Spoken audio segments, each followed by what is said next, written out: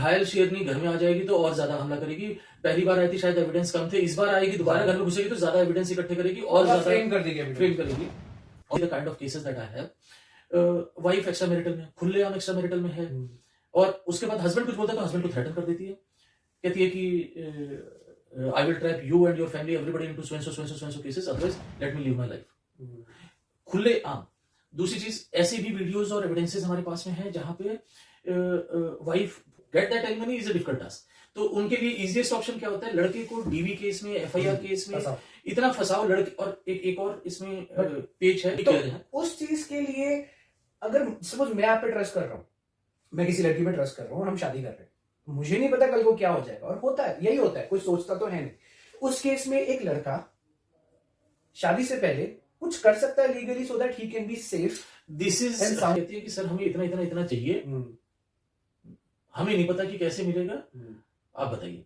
तो मैं सही बता रहा हूँ, मैक्सिमम केसेस मेरी अस्थियों को गटर में बहा देना, अगर मुझे इंसाफ नहीं मिलता तो उसी कोर्ट के सामने जो गटर है उसमें मेरी अस्थियां डाल देना, जैसे कि सबको पता चले कि जस्टिस इज ड्यू। एक बाप अपने 4 साल के बेटे को लेटर लिखता है, उसमें ये लिखता है कि बेटा मैं ये भूल चुका हूं कि तुम्हारी शक्ल कैसी है, तुम दिखते कैसे हो, और मुझे अब तुम्हें पैदा करके पछतावा महसूस कर रहा हूं मैं, क्योंकि तुम्हें एज अ वेपन यूज किया जा रहा है मेरे से पैसा निकलवाने की वजह से। मेरी जो खुशी है एक बच्चे की वो मुझे पता ही नहीं कैसी है, तुम्हारी मां तुम्हें यूज कर रही है एज अ वेपन, जैसे कि मेरे को फाइनेंशियली ड्रेन कर सके। सोच के देखो कितनी घटिया औरत होगी वो। मैं तो ये भी भूल चुका हूं कि तुम्हारी शक्ल कैसी है, मुझे तो अब तुम्हारी फोटो देख के तुम्हारी शक्ल याद आती है। ये एक बाप कह रहा है अपने 4 साल के बच्चे को। मैं बात कर रहा हूं अतुल सुभाष की, जो 34 ईयर्स का बेंगलुरु में एआई टेकी था। 9 दिसंबर को उसने अपनी जान ले ली, सुसाइड कर लिया। सुसाइड करने से पहले अराउंड 90 मिनट की वीडियो डाली है जो हम सब ने देखी है, और उसमें साफ बताया है कि किस तरीके से उसको जज ने मिलके, उसकी वाइफ ने मिलके, उसके वाइफ की फैमिली मेंबर्स ने मिलके कैसे मेंटल टॉर्चर किया होगा, किस हालातों तक पहुंचा दिया होगा कि उसको सुसाइड करना पड़ा। बात करना बहुत जरूरी है क्योंकि लड़कों की बात कोई नहीं करता। मी टू नहीं है, main two is also a very serious matter. सारे लॉज लड़कों के अगेंस्ट है। अतुल सुभाष पे जो केसेस लगते हैं वो होते हैं डाउरी के, 498 के, अननेचुरल वे ऑफ सेक्स के। जिसका बच्चा है 4 साल का, उसकी वाइफ उस पर केस कर रही है अननेचुरल वे ऑफ सेक्स। कैसे पॉसिबल है भाई? ये लड़की के जो लॉयर्स होते हैं ना, ये A to Z सारे केस डाल देते हैं लड़कों पे, बिकॉज उनको पैसा चाहिए। पैसे के लिए ये अपनी माँ, बहन, भाई, बाप सबको नीलाम कर सकते हैं। ऐसे लॉयर्स सरे बाजार में, इनका कोई दीन ईमान नहीं होता। पर कुछ लॉयर्स ऐसे भी होते हैं जो वैल्यू सिस्टम पे काम करते हैं। आज हम उनसे बात करेंगे, एक्चुअल बताएंगे कि अंदर लॉ में क्या चल रहा है, क्या चीज, कैसे लड़कों को किस स्टेजेस से गुजरना पड़ा जब डाइवोर्स की बात आती है। 20-20 साल के बाद भी डाइवोर्स हो रहे हैं और वहां पे फाइनेंशियली ड्रेन किया जा रहा है लड़कों को, बिकॉज लॉ बायस्ड है। यह बात करनी जरूरी इसलिए है क्योंकि ये फाइनेंस से भी रिलेटेड है। मेरा नाम है कुणाल टालिया, आप देखो स्टॉक सजेस्ट टीवी, और मैं जनरली स्टॉक मार्केट ट्रेडिंग की बातें करता हूं, इन्वेस्टमेंट की बातें करता हूं, फाइनेंशियल एजुकेशन की बातें करता हूं, क्रिप्टो करेंसी की बातें करता हूं। लेकिन इस टॉपिक्स पे बात करना इसलिए जरूरी है क्योंकि फर्क पड़ता है, और मैं भी एक लड़का हूं। बहुत से लड़के देख रहे हैं और बहुत से लड़के इस स्टेज से गुजर रहे हैं। नाउ ये सब चीजें पैसों की वजह से ही तो हो रही है, फाइनेंशियली रिलेटेड ही तो है यार। मतलब लड़की मुंह खोल रही है इतना बड़ा जितना मुंह उसका बड़ा है भी नहीं, और उसको पैसा खाना है, उसके माँ बाप को पैसा खाना है, उसके भाई बहन को पैसा खाना है। मेहनत कोई करने को राजी नहीं है, भीख मांग रहे हैं वो डिजिटल तरीके से कोर्ट में जाके एलिमनी के नाम पे। It's related to finance. ऐसी धोखाधड़ी 2 कौड़ी की औरतों से, लड़कियों से कैसे बचना है लीगली, इसकी आज हम बात करेंगे इस वीडियो में। क्योंकि हम मजे मजे में शादी तो कर लेते हैं, लेकिन ये नहीं सोचते कि सामने वाला कितना शातिर है और हमारे साथ वो क्या कर सकता है। आज सिर्फ बात लड़कों की करेंगे, लड़कियों की बात सब करते हैं। क्योंकि बहुतों को तो ये भी नहीं पता होगा इस वक्त जो मेरी वीडियो देख रही है कि इंटरनेशनल मेंस डे कब आता है। विमेंस डे सब मना रहे हैं। शादी एक धंधा बन चुका है जिसमें वो भेड़िए लड़की के रूप में आ रहे हैं, लड़की के परिवार वाले के रूप में आ रहे हैं, जो भूखे बैठे बहुत साल से पैसों के, जिनकी औकात ही नहीं है पैसा कमाने की, तो ये रास्ता अपनाते हैं और शादी के नाम पे डिजिटल ठगी करते हैं। ये धंधा ऑल ओवर इंडिया चल रहा है, स्पेशली सबसे ज्यादा एनसीआर दिल्ली में चल रहा है, क्योंकि कमजोर इंसान के हाथ में पावर थमा दी गई है लॉ के थ्रू, लॉ के द्वारा। जब 2000 की नोटबंदी रातों रात हो सकती है, तो ये बायस लॉ क्यों नहीं चेंज हो सकता? लड़के इतने इंपॉर्टेंट है, अगर समाज से आप हटा दो तो ये पूरा समाज कोलैप्स कर जाएगा। अगर लड़कियां क्रिएटर है ना, तो लड़के भी क्रिएटर है, और बहुत बड़े तौर पे। ये फिजिकल वर्ल्ड हमने बनाया है, हमारी मेहनत से बना है, मसल पावर से बना है ना। गटर लड़के लोग साफ करते हैं, इमोशनल वर्ल्ड लड़कियों ने बनाया है। तो हम बात करेंगे इस पे, लॉस पे, स्पेशली लॉस पे। क्योंकि अवेयरनेस बहुत जरूरी है and suicide is not the option and ये सुसाइड नहीं था। सर पहली बार तो थैंक यू सो मच अपना टाइम देने के लिए, क्योंकि ये टॉपिक बहुत ज़रूरी था। एंड मेरे साथ बैठे हैं AK Tiwari sir, and he is member of Supreme Court bar counselling association. And India में, पैन इंडिया में मैट्रिमोनियल डिस्प्यूट्स में लाइक स्पेशलाइजेशन है, and he is fighting over more than 1000 cases all over India including NRIs and Indians as well. तो इनसे अच्छा हमें legal advice देने वाला मुझे तो कोई नहीं मिला, and I know him personally, so I know कि जो भी एडवाइस ये देंगे that will be like totally legal and जिसमें हम भरोसा कर सकते हैं। एंड आज की वीडियो में ना, जो लोग शादी करना चाह रहे हैं, जो लड़के लोग स्पेशली जो शादी के लिए सोच रहे हैं, जिनकी हो गई है और जो बैड मैरिजेस में या टॉक्सिक रिलेशनशिप में आफ्टर मैरिज फंसे हुए हैं, उनको आज वो नॉलेज मिलेगी जिसमें जो एक वॉइड है। बेसिकली हमें पता ही नहीं है कि कोर्ट के बाहर एक दुनिया है और कोर्ट के अंदर एक दुनिया है। ये दुनिया का पता करना बहुत जरूरी है कि कोर्ट के अंदर क्या होता है। तो सर इसमें जैसे कि आपने सुना ही होगा, अभी जो हाईलाइट हुआ है केस अतुल सुभाष का, मेरा ऐसा मानना है कि ऐसे केसेस रोज होते हैं, कुछ पता चलते हैं, कुछ पता नहीं चलता। ऑब्वियसली जिसका मीडिया में नाम आ गया वो केस ज्यादा सुनाई देता है, बट ऐसे बहुत सारे केसेस हैं जो ऑल ओवर इंडिया में हो रहे हैं। There are toxic relationships and but people do not know how to come out of it, how to handle such situations. Not only the individual husband, but along with him, the entire family gets dragged into these cases. And then these cases stretch for years. कई साल तक case चलते हैं, चलने के बाद में जाकर के कहीं कभी कोई क्लोजर पे आता है। क्लोजर रेशियो है क्या? बहुत कम, मिनिमम है। इस तरह के मैक्सिमम केसेस में एक्सटॉर्शन है। Basically I call it legal extortion method. So basically मेरे साथ क्या है सर, मतलब मैं generally finance, investment, trading, money related जहाँ पे पैसा आएगा सर, मैं उस चीज की वीडियोस, एजुकेशन देने की कोशिश करता हूँ इंडिया को, जिसमें मे बी ट्रेडिंग, क्रिप्टोज। मेरा ऐसा मानना है कि जो भी केसेस हो रहे हैं या डिले हो रहे हैं, जो इतने पेंडिंग पड़े हैं, 3-3, 4-4, 7-7 साल तक चलते हैं केसेस, ये पैसों की वजह से ही होता है। मेन मोटिव यही रहता है इसमें, या पर्सनल वेंडेटा भी रहता है, या मिक्सचर रहता है? मिक्सचर, दोनों चीजें रहती हैं। कुछ केसेस ऐसे होते हैं जहां पे कहते हैं कि हमें पैसा नहीं चाहिए बट हमें सबक सिखाना है। सबक सिखाने के पीछे इंडिविजुअल ईगो इतनी हाई होती है कि वो केस को स्ट्रेच करना चाहते हैं। They want, even the courts if they want to settle it, they don't, the parties don't agree to go for a settlement, they say we want to teach a lesson. ऐसे भी होते हैं, but शुरुआत में दोनों parties को बहुत ज्यादा ईगो होती है। दोनों पार्टीज कहती है कि हम देख लेंगे। जब कुछ साल बीत जाते हैं, से 1.5 साल 2 साल बीत जाते हैं, तो उसके बाद में समझ में आता है कि नहीं, अब इसको क्लोज करके निकलते हैं। वो स्टेज आती है जहां पे आपको एक्चुअलिटी पता चलती है 1.5-2 साल बाद कि ये ईगो से रिलेटेड मैटर है या फाइनेंशियल मैटर है। मतलब 2 साल 1.5 साल तक आप यही ढूंढते रहते हो कि एक्चुअली में सामने वाली पार्टी को चाहिए क्या। और सामने वाली पार्टी का मतलब, मेरे कहने का मतलब ये है, क्योंकि जनरली लड़का ही देता है, लड़का ही देता है, तो वही लड़कियां नहीं। तो उसको यही नहीं पता होता है कि एक्चुअली में ये सामने वाली पार्टी मुझसे चाहती क्या है। बहुत बार ऐसा होता है कि हम लड़की पक्ष को पूछते हैं कि आपकी डिमांड क्या है, how do you want to settle down this case. They do not open up, they want that first let all the cases be imposed, let all the families be tracked, and then they will get the maximum recovery from the different suits. तो sir ये सब सुनने में तो मुझे ऐसी families, कोई अच्छी फैमिलीज तो लग नहीं रही है जो ऐसा सोचती हैं। अब इसमें फॉर एग्जाम्पल आज हम बात लड़कों की करेंगे, क्योंकि आप बीइंग अ लॉयर, बिकॉज आपने इतने केसेस लड़े हैं, आपको क्या लगता है, जैसे हम बाहर घूमते हैं एज अ मैन, लड़के, है ना, everybody says it's a male dominating society.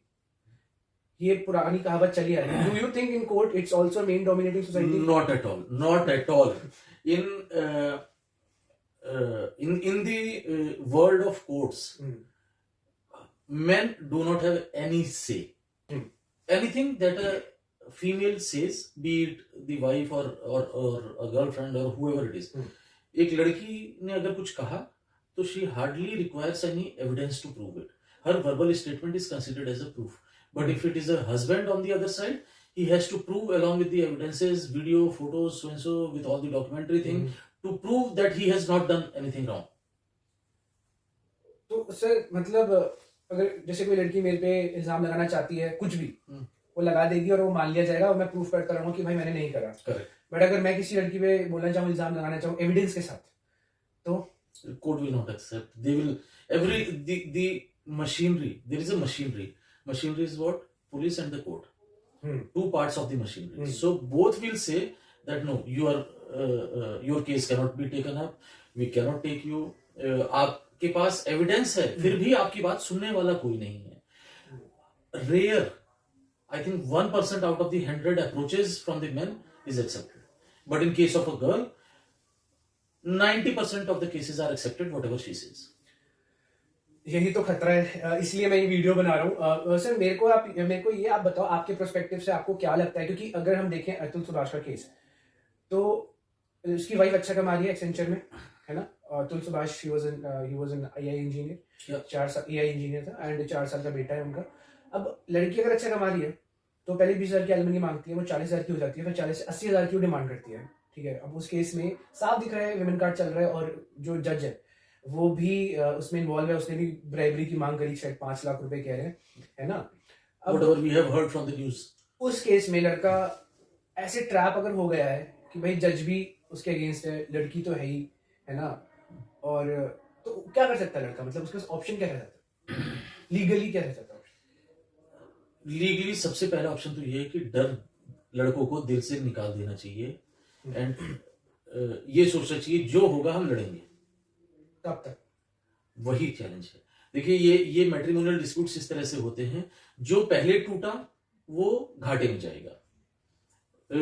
2 examples, 2 चीजों के साथ में मैं इसको कोरिलेट करूंगा. एक कहावत होती थी, खरबूजा छुरी पे गिरेगा तो क्या कटेगा, खरबूजा कटेगा. अगर खरबूजे के ऊपर छुरी गिरी तो क्या कटेगा, खरबूजा कटेगा. यहाँ पे दोनों केसेस में कटना खरबूजे को होता है और खरबूजा होता है हस्बैंड. दोनों ही सूरत में हस्बैंड का नुकसान होना है. अब डिपेंड ये करता है कि इस पूरे मैट्रिमोनियल डिस्प्यूट्स के पेज में से पहले बाहर कौन आना चाहता है. जो पहले बाहर आना चाहेगा उसका लॉस होगा. अगर लड़के ने कहा कि लेट्स क्लोज दिस केसेस, जो भी लड़की को चाहिए देते हैं, दे करके निकलते हैं बाहर, तो वहां पे हस्बैंड शायद लड़की की जितनी डिमांड होगी उससे ज्यादा दे करके बाहर आएगा, या एटलीस्ट लड़की की सारी डिमांड्स को एक्सेप्ट करते हुए बाहर आएगा. अगर लड़की को पहले बाहर आना होगा ड्यू टू वेरियस रीजंस, जैसे अगर उसको दूसरी शादी करनी है, या उसका कहीं कोई अफेयर चल रहा है, या उसको किसी फॉरेन जॉब में अब्रॉड में सेटल होना है, कुछ भी कई ऐसी कंडीशंस होती है, तो ऐसी किसी भी कंडीशन में अगर लड़की को पहले बाहर आना होगा तो लड़की अपनी एक्सपेक्टेशंस पे नेगोशिएशन स्टार्ट करेगी, और हो सकता है 50% 70% रिड्यूस करके जो भी मिलता हो वो ले करके निकल जाएगी. बेसिकली ये गेम ऐसा है कि थकाने का गेम लग रहा है मुझे, कि कौन पहले किसी को थकाएगा, और जो पहले थक जाएगा वो बोलेगा ठीक है भाई बंद करते हैं. तब तक 3 साल भी हो सकते हैं, 5 साल भी हो सकते हैं, 7 साल भी हो सकते हैं. नो टाइम, नो टाइम, है ना. सुप्रीम कोर्ट में ऐसे केसेस भी आए हैं जहां पे 18 साल 15 साल तक ये मैट्रिमोनियल डिस्प्यूट चले हैं. हस्बैंड वाइफ को अलग रहते हुए 15 साल हो गए हैं, और तब सुप्रीम कोर्ट में आकर के ये केसेस क्लोजर हो गए हैं.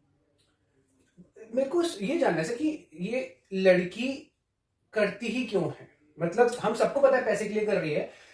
अगर कोई लड़की किसी से शादी कर रही है और उसका बच्चा हो गया, और लेट्स से लव मैरिज है, उनके डिस्प्यूट चल रहे हैं, लड़की अच्छा कमा रही है ना, लड़की तो कमा रही है, उसने अपनी शादी भी अपनी मर्जी से की है, घर वाले भी खुश थे उस समय. अब ऐसा क्या हो गया कि अब उसको जिससे वो प्यार करती थी, जो उसका पति था, वो एकदम से उसके लिए डेविल हो गया, ईवल हो गया, और पैसे की डिमांड हो गई, कोल्ड ब्लडेड एनिमल की तरह सब आ रही. मतलब वो उस लड़की के पीछे कितने लोग होते होंगे, या वो लड़की के लिए कर रही होती है. What do you think? देखिए, एक शादीशुदा लाइफ में कहावत है, बीवियां शादी के कुछ साल बाद कहती है कि अब आप वो नहीं रहे जैसे पहले थे, अब आप बदल गए हो. तो एक्चुअली हस्बैंड तो वही रहता है, लेकिन वाइफ बदल जाती है, लेकिन वो अपने चेंज को एक्सेप्ट नहीं करती. वो बदलती कैसे है? शादी के समय तक साथ में घूमना फिरना, मूवीज देखना, लेट नाइट पार्टीज करना, कहीं भी आने जाने की कोई रोक टोक नहीं, तो एक फुल फ्रीडम रहती है. शादी के 6 महीने 8 महीने बाद में उनके ऊपर रिस्पॉन्सिबिलिटीज बढ़ने लगती हैं. इन लॉज की रिस्पॉन्सिबिलिटी, हस्बैंड साइड के रिलेटिव्स को भी मैनेज करना होता है, बातचीत करनी होती है, फैमिली फंक्शंस में जाना होता है. हमारे इंडियन कल्चर में कुछ ड्रेसिंग सेंस है, वहां पे थोड़ा सा बैरियर उनको फील होता है, उनको रिस्ट्रिक्शन महसूस होती है. प्लस अगर बच्चे हो गए 1 साल के अंदर, 2 साल के बाद, तो बच्चों की एक एडिशनल रिस्पॉन्सिबिलिटी हो जाती है. तो actually women changes but they do not admit. वो कभी एक्सेप्ट नहीं करेंगे कि उनके अंदर कोई चेंज आया है. They will always taunt the husband कि आप बदल गए हो, अब आप पहले जैसे नहीं रहे हो. हस्बैंड का बदलाव हार्डली 5% होता है। पहले शायद थोड़ा सा वो फ्रीडम के साथ में था।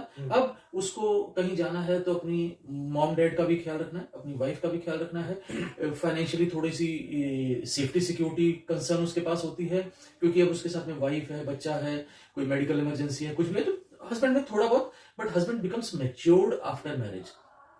वेयरएज वाइफ मैच्योरिटी का तो पता नहीं, लेकिन ऐसा सिचुएशन होती है कि उनको ये सारा बर्डनसम लगने लगता है। उनको लगता है यार कल तक मैं पेरेंट के घर पे थी तो मेरे को कोई बोलने वाला नहीं था, मैं कहीं भी जाऊं, कभी भी आऊं, कुछ भी करूं, चलिए शादी हो गई, एक लाइफ पार्टनर मिल गया, इनिशियल डेज में भी ठीक था, लेकिन शादी के 6 महीने 8 महीने साल भर बाद में उनको जब रिस्पॉन्सिबिलिटीज पूरी करनी होती है, देन दे फील कि दे आर टाइड अप। कुछ केसेस में, जैसे कि मैं भी कुछ फ्रेंड्स को जानता हूँ पर्सनली, मैं ये भी देखता हूँ, जैसे जब हम जैसे बात करें कि लड़कों के पास राइट्स ही नहीं है कोर्ट में, उनकी कोई सुनता भी नहीं है, और वो फंसते तो हैं, चाहे वो सही हो चाहे वो गलत हो, फंसना है ना। अब फंसेंगे, फाइनेंशियली फंसेंगे वो, अब उसमें FIR भी होती है उनके ऊपर वो प्रेशर भी डाला जाता है, एलिमनी का 10 चीजें होती हैं।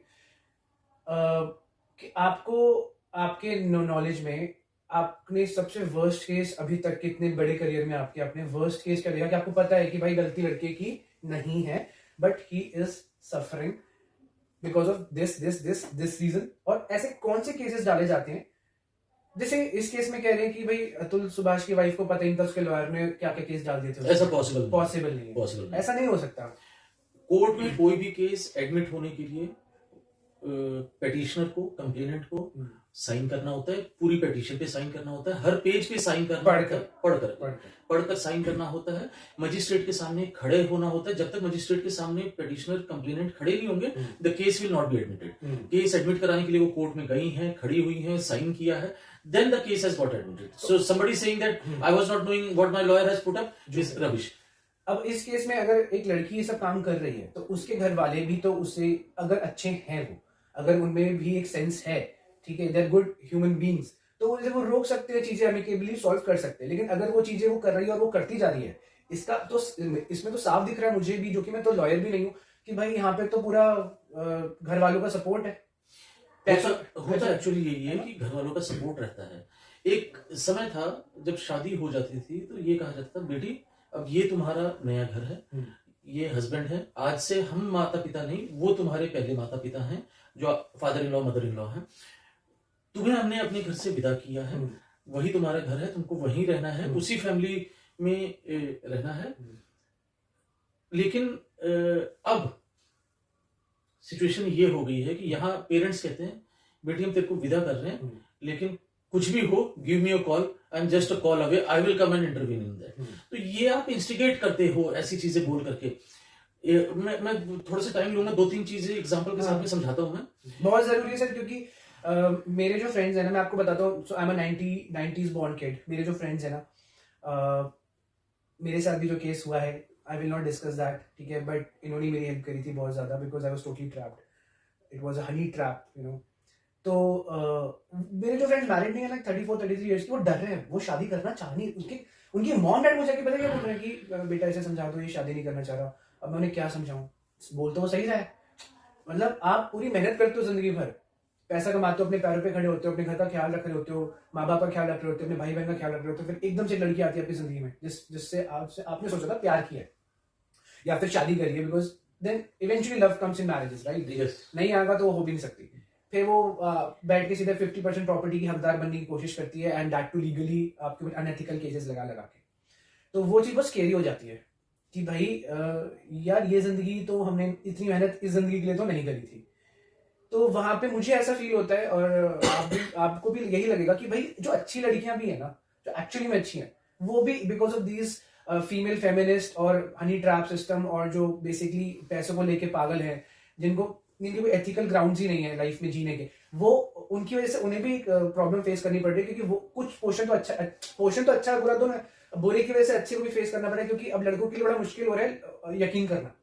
बिल्कुल ठीक तो है। उस चीज के लिए अगर सपोज मैं आप पे ट्रस्ट कर रहा हूँ, मैं किसी लड़की पे ट्रस्ट कर रहा हूँ और हम शादी कर रहे हैं, मुझे नहीं पता कल को क्या हो जाएगा, और होता है, यही होता है, कोई सोचता तो है नहीं।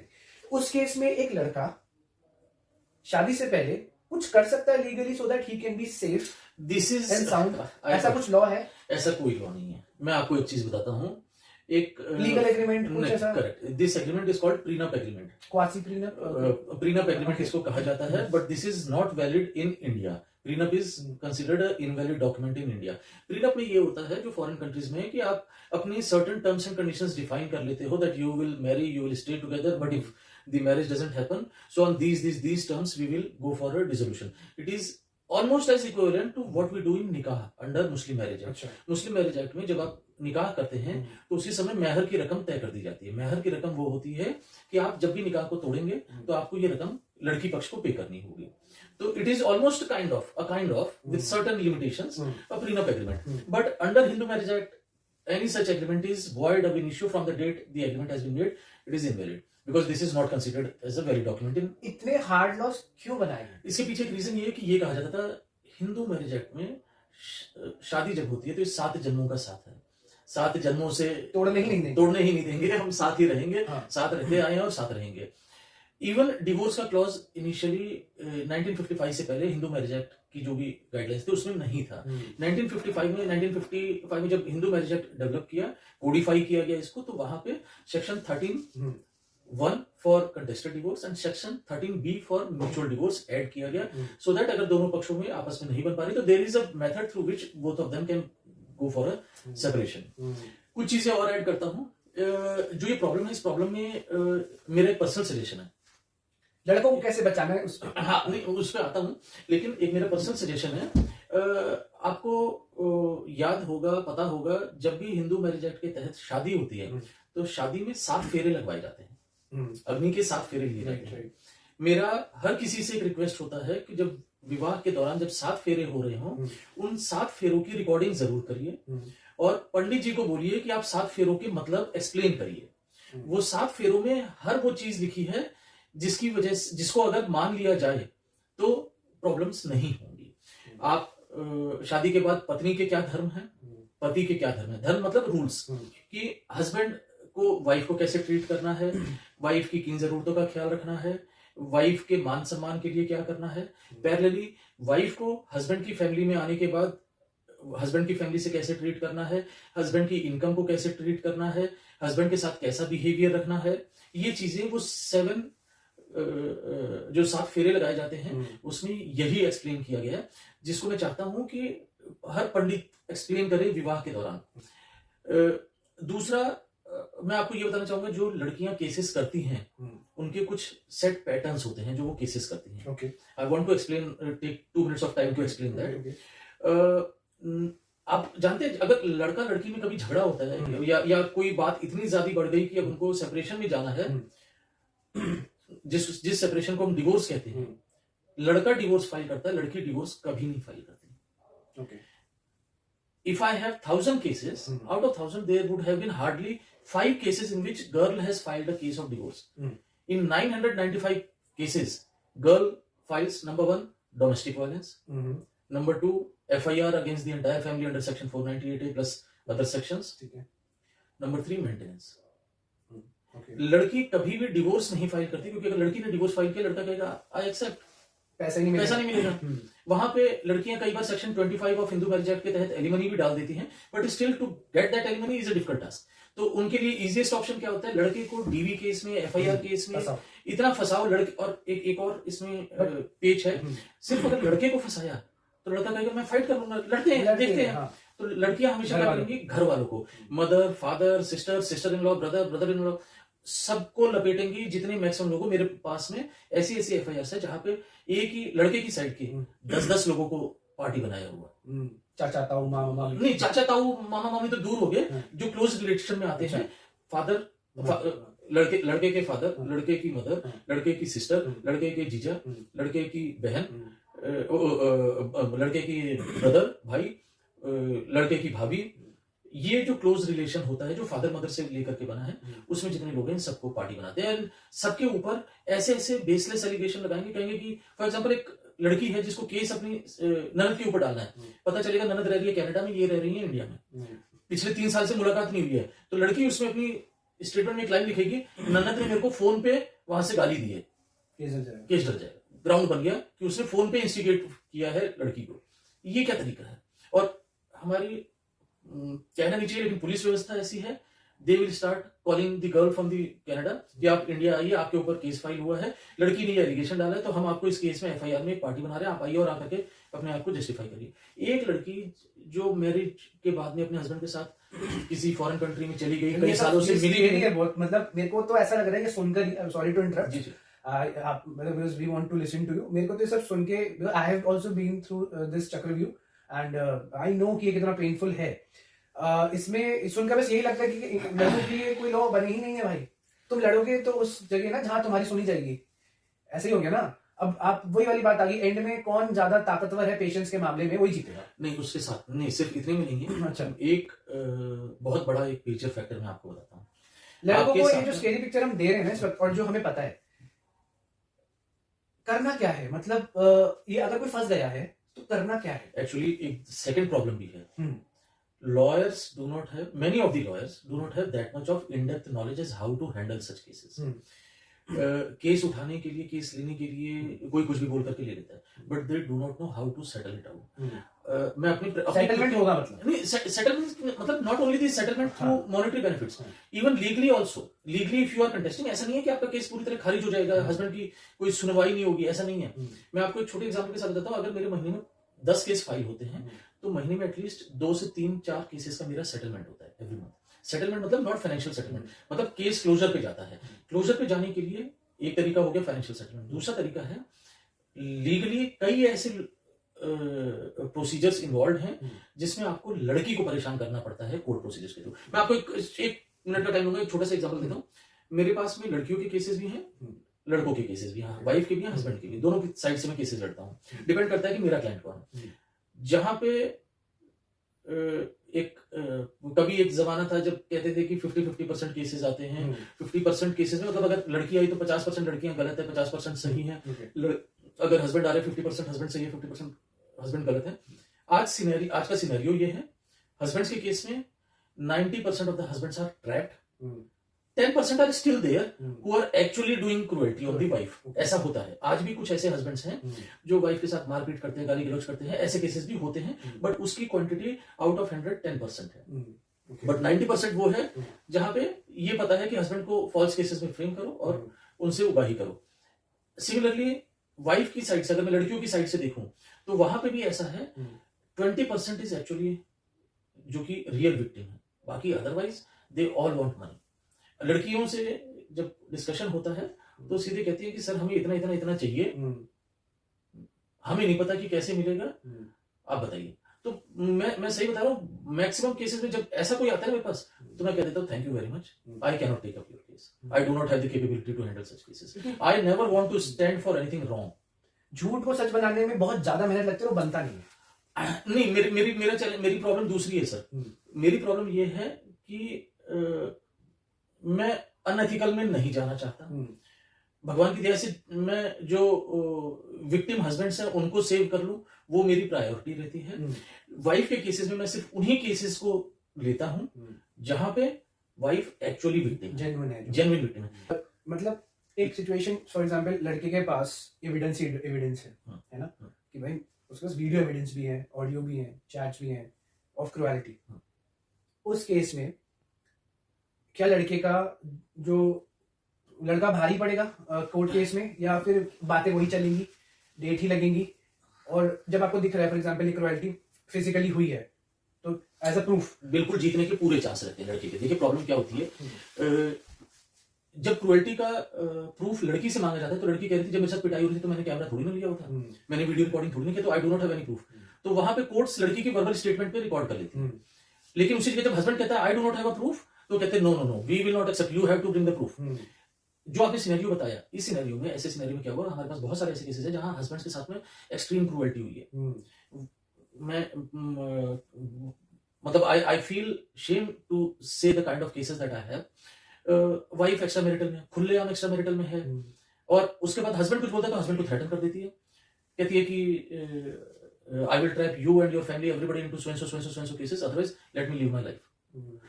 खुलेआम। दूसरी चीज, ऐसे भी वीडियोस और एविडेंसेस हमारे पास में है जहां पे वाइफ बिल्कुल मार रही है, पीट रही है, बहुत ज्यादा क्रूएल्टी कर रही है हस्बैंड के साथ में। लेकिन जब आप इस तरह के डॉक्यूमेंट लेकर के कोर्ट में देते हैं, कोर्ट कहते हैं no no, we will not entertain this. You put it on record, we will see when we have time. You put up a separate application because you are putting up an application against a lady. You cannot bring a evidence like this. You bring it in a sealed envelope, give it to the court. आपने sealed envelope में दे दिया, हमें ऐसा भी पता चला कि जब केसेस खत्म हो गए तब तक envelope ओपन ही नहीं किया जजेस ने, तो क्या करेंगे? एविडेंसेस बहुत सारे होते हैं। वो आने पहली बात तो मेरे को एज पर माई नॉलेज जैसे कि वो एविडेंस दिखाने तक ही शायद 2-3 साल निकल जाएंगे, है ना? देखिए और जब वो गेम प्लान ये होता है कि लड़की ने कोई केस डाला, उसको कोई एविडेंस नहीं चाहिए, she will go to a court, she will say that so and so thing has happened with me, or she can go to police, she will say so and so thing has happened with me, no evidence required, the police will register a FIR, the court will register the case। Husband के ऊपर cases, husband और husband की family के ऊपर cases डाल दिए गए। अब वो केस में हस्बैंड की डेट्स लगनी शुरू हो जाएगी, नहीं अपीयर होते तो बेलेबल वारंट हो रहे हैं, नॉन बेलेबल वारंट हो रहे हैं, उनके खिलाफ एक्स पार्टी ऑर्डर्स हो जा रहे हैं। 498 का केस है, ये पहले नॉन अवेलेबल था, राइट? अवेलेबल है, एंड द रीजन इज क्योंकि सुप्रीम कोर्ट का हम आर्टिकल देख रहे थे, हम सुप्रीम कोर्ट की बातें सुन रहे थे कि 80% of the 498 cases are fake. It is more than 80%। उन्होंने बोला कि जब भाई तुम फेक ही डाल रहे हो तो हम एक कमेटी बिठाते हैं जो ये पता करेगी कि 498 का जो केस है सच में जेन्युइन है कि नहीं है, ऐसा है कुछ, राइट? ऐसा है, सेपरेट इन्वेस्टिगेशन करते हैं 498 में। उसमें प्रोसीजर ये है कि एक लड़की जाएगी, कंप्लेंट देगी पुलिस को, पुलिस को जब कंप्लेंट देगी तो पुलिस पहले मीडिएशन करवाएगी कि सुलह हो जाएगा, कि सुलह समझौता हो जाए, एक बार देख लेते हैं जेन्युइननेस क्या है, पहली स्टेज पे निपट जाए या वहां तक न जाए। तो पुलिस जेन्युइन एफर्ट मारती है? नहीं। तो पुलिस जेन्युइन एफर्ट मारती है? नहीं। उनका क्या मोटिव रहता है सर? उनका मोटिव ये रहता है, जो मीडिएशन होती है उस मीडिएशन में हस्बैंड को ही प्रेशराइज किया जाता है कि लड़की जो कह रही है इसकी बातें मान लो, नहीं तो हम तुम्हारे खिलाफ एफआईआर करेंगे। उनका बेनिफिट भी होता होगा फिर उसमें? उनका बेनिफिट ये है कि एफआईआर होगी तो लड़का परेशान होगा, जितना परेशान करोगे लड़के को उतना थिंग्स विल बी मैनेज्ड। तो वही बात होगी ना, करप्शन आ रहा है हर जगह करप्शन कि भाई लड़की को पता है कि भाई फेवर में तो मेरे ही है सब कुछ, अब इससे निकलवाना है। अब बीच में बहुत से लोग आएंगे जो बोलेंगे जब हम तेरी हेल्प कर रहे हैं तो हमें भी दे भाई। होता क्या है, एक लड़की गई पुलिस स्टेशन में कंप्लेंट किया, तो police is actually sitting and waiting for the cases to come. They don't behave in a manner where the cases should not happen. They behave in a manner where they are waiting for the cases to come. They will wait for the cases to come. लड़की ने complaint दिया, husband को phone करके परेशान करना शुरू किया। Husband आ गया थाने में तो उसको 4-4 घंटे बिठाएंगे, अभी बैठो सुनेंगे, अभी बैठो सुनेंगे। लड़की को बुलाएंगे शाम को 5 बजे कि आ जाओ, ये सुबह से 10 बजे से बैठा है, अब आप आ जाओ और आधे घंटे में आप अपने स्टेटमेंट देकर के निकल जाना। लड़की को आधे घंटे में स्टेटमेंट लेके निकाल दें। पैसा कौन देगा? हस्बैंड देगा। लड़की से पैसा ले नहीं सकते क्योंकि वो कंप्लेनेंट है। पैसा कौन खर्च करेगा? हस्बैंड करेगा। तो वहां पे हस्बैंड को कहीं ना कहीं इस तरह से परेशान किया जाता है कि वो कहता है कि कुछ भी दो और निकलो, कुछ भी दो और निकलो। कुछ पर्सनल केसेस मेरे को ऐसे पता है, मेरे कुछ नोन है कि वहां पे लड़के भी गेम खेल लेते हैं। लड़के ने पुलिस वालों को, अब उन्हें पता पैसा खिलाना है ना भाई, तो वो पुलिस वालों को भी थोड़ा मस्त कहते हैं ठीक है भाई तू मेरी तरफ हो, अब तुझे परेशान कर। अब लड़की तो देगी नहीं पैसा, लड़की बोलेगी मैं क्यों दूं पैसा भाई, ऐसा तो लॉ चल रहा है ना।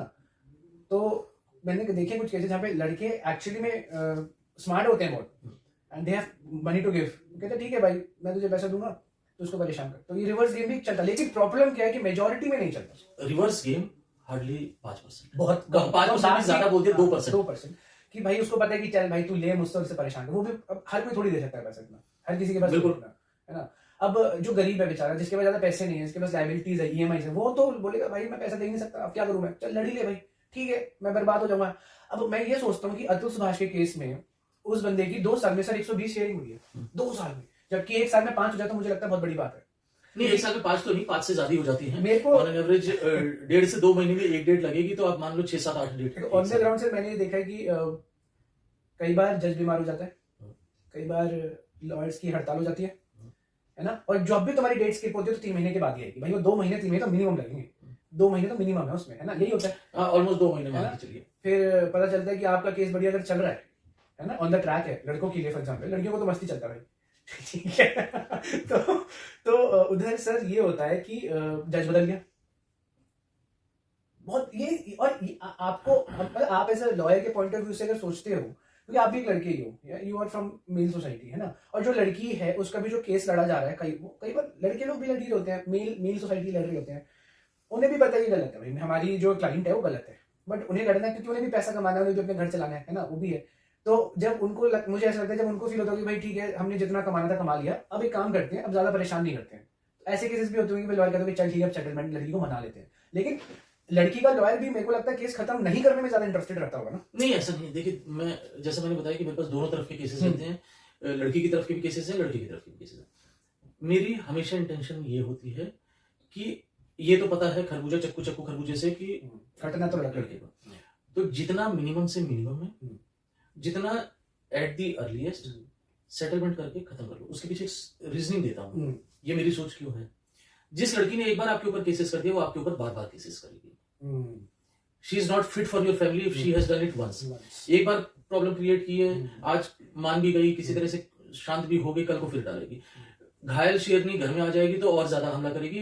पहली बार आई थी शायद एविडेंस कम थे, इस बार आएगी दोबारा घर में घुसेगी तो ज्यादा एविडेंस इकट्ठे करेगी और ज्यादा फ्रेम करेगी, ऑब्वियसली फ्रेम करेगी और उसके प्रूफ इकट्ठा करेगी जो पहले नहीं ले पाई थी। तो जब ऐसी कोई अगर साथी है, वाइफ है, तो she is not fit for the family. ऐसे केसेस में निकलना ही उस रिश्ते से सबसे बड़ी अकलमंदी है।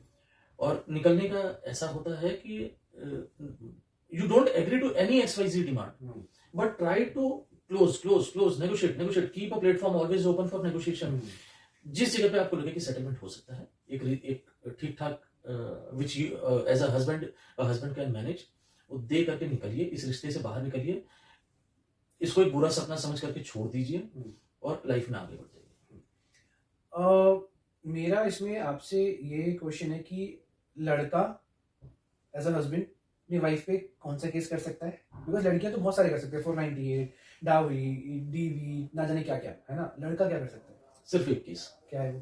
Contested divorce, that is section 13(1) of Hindu marriage act. सिर्फ डिवोर्स का केस कर सकता है, लेकिन उसमें भी एक फेवर लड़कियों को ही मिला हुआ है। लड़का सेक्शन 13(1) में कंटेस्टेड डिवोर्स फाइल करेगा that due to the cruelty और सो एंड सो और whatever XYZ reasons the marriage can not continue and this marriage needs to be dissolved. जब ये केस फाइल होता है तो वाइफ की साइड से मेंटेनेंस का केस डाल दिया जाता है। इंटरम मेंटेनेंस का क्या मतलब है? हाँ, ये बहुत ज्यादा खतरनाक चीज है मुझे लगता है, ये जो interim maintenance. Section 24 of Hindu marriage act talks about maintenance pendant light. और ये चीज मैं इतने साल, because he is the expert, इतना कुछ क्यों पूछ रहा हूँ इनसे, क्योंकि भाई जिन लड़कों की शादी भी नहीं हुई है या जो अभी शादी से निकले हैं बाहर सेफली, उनको क्या प्रिकॉशंस लेने बहुत जरूरी है, क्योंकि हमें पता ही नहीं होते लॉस क्या है। एजुकेशन इज 0, फाइनेंशियल लिटरेसी 27% है। मुझे लगता है मैरिज रिलेशनशिप जो हमारी लिटरेसी है वो तो है ही नहीं हमारे हिंदुस्तान के अंदर। कहने की बात है सर 1% डाइवोर्स रेट इंडिया का, क्योंकि डाइवोर्स में लगी 7-7, 8-8 साल लग रहे हैं। तो बंदा कह रहा है चले काम करते हैं, लेते ही नहीं है, ऐसे ही मरते रहते हैं, है ना। बिकॉज रेजोल्यूशन या तो आप लोगे या तो नहीं लोगे तो 7 साल, 6 साल, 3 साल। अगर आपकी किस्मत है, आपको अच्छा लॉयर मिला, आपको अच्छी गाइडेंस मिली, तो आप निकल जाओगे जल्दी, है ना, with minimum hit, minimum damage. जो नहीं मिला तो फिर आप की तो हो गई ऐसी तैसी, है ना। अब लड़की की भी होती है अगर लड़की सही है तो मेरा तो ये मानना है कि कोर्ट में एक सही इंसान अगर गया है ना, उसकी ऐसी तैसी होगी, क्योंकि जो काउंटर पार्ट है वो तो एंजॉय कर रहा है, क्योंकि वो तो मोटिव से आया है। नहीं, मेरा ये यहाँ पे मैं थोड़ा सा डिफर करता हूँ। मेरा मानना ये है, it depends upon the capability of your lawyer. I am telling you with confidence, मेरे पास जितने लड़कों के केस हैं जो सेटल हो गए वो तो हो गए। सेटलमेंट मींस मिनिमम डैमेज, जो भी जैसे भी सेटलमेंट हुआ, या लड़की के ऊपर इतना प्रेशर आ गया कि वो सेटल करके निकल गई। लेकिन इसके अलावा जो केसेस ऑन गोइंग है, जो केसेस चल रहे हैं, मेरा कोई एक भी क्लाइंट ऐसा नहीं है जिसके खिलाफ कोई एडवर्स हुआ हो आज तक। मैंने आज तक अपने किसी भी क्लाइंट को अंदर नहीं जाने दिया, किसी भी क्लाइंट को कस्टडी में नहीं जाने दिया, बिकॉज मुझे लॉ की पकड़ है। मुझे पता है कि वो कुछ डालेंगे तो मुझे उसको काउंटर कैसे करना है। मुझे आपको खुद को लॉ के लूप होल्स पता होने चाहिए कि लड़कों के लिए कैसे यूजफुल होंगे वो। देखिए, आपको पता तो आप यूज कर सकते हो। एक सिंपल चीज, मैंने जैसे कहा कि मैं दोनों तरफ के केसेस देखता हूँ, तो मैं लड़कियों की तरफ से भी देखता हूँ, मैं लड़कों की तरफ से भी देखता हूँ, हस्बैंड की भी तरफ से, वाइफ की भी तरफ। तो मुझे दोनों के लूप होल्स मालूम है। मुझे ये पता है all about loop holes, usage, presence of mind. मतलब sir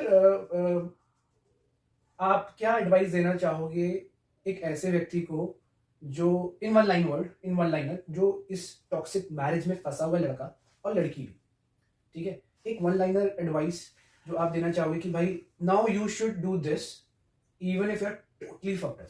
number one, don't wait for the situation to become so worst that you start looking for a lawyer at the and.